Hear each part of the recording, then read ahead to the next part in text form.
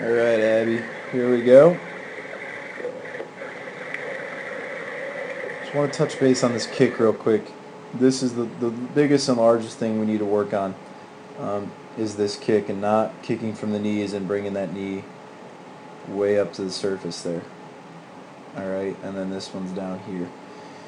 We want our legs to be right here. So, just the difference there. I mean, everything else, this body position, if I drew a straight line, we're doing all right. All we got to do is get our hips up, which means we got to get our hips down, and we'll be in a great body position then. All right. So working on that kick, we got a lot done this week, I think, with that and trying to fix that. So we'll be in good shape there. Watch the turn on the above view. We see a better above view on that. It's kind of far away. And this is, here it just all comes from the kick. Once we master that kick, your body position and your roll will come together. And we worked on it this week. You did a fantastic job while we were doing it. Looked great. I could tell you're trying to make the difference. Slow it down. I know we talked about that by slowing stuff down. And I think it's really going to help you instead of trying to just force and run through it. Here, I'm not a big fan of the straight arm. I don't teach straight arm. Don't know many people who do. But we want more of an angle bend in our stroke, and holding that bend all the way to our hips and through. So that's one of the biggest things we touched base on, and we worked on that during our analysis yesterday during backstroke. And not pulling that shallow water. You're fine. You're pulling deep water. That's great. Absolutely fantastic. Love the deep water pull you're doing right here. Just bending that elbow and not dropping it straight to your body. We want to be bent all the way through and then carry the power back.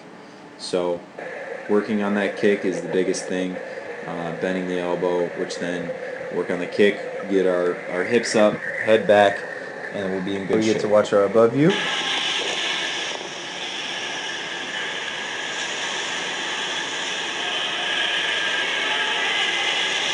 Again, we're throwing that head around a lot, and we're just trying to slash through the water. Once I said slow it down and try to finesse through the water, and not so much trying to force the water. Just try to, sounds cliche, but be one with the water. We kind of messed up our turn there. We talked about that during our analysis, and that just comes from slowing it down once again, taking our time, seeing the flags, counting 1, 2, 3, 4. You would have been fine on 4 or even 3. If I'm judging the flags wrong, I can't really see them right now. But here is where your body's just totally dropped. Head is up, body's dropped. We need to work on that there. Just staying level through the turn. I love the passion, I love the hard work trying to force through it, but we can use that power in a different direction if we can slow it down first. Kind of work through the stroke, feel your body through the water a lot more rather than trying to force the stroke through. So like I said, we talked about a lot of doing the underwater, of dropping our head, getting our hips up, working on that kick is absolutely crucial, and keeping that elbow up so we can keep digging that deep water. So, all right, great.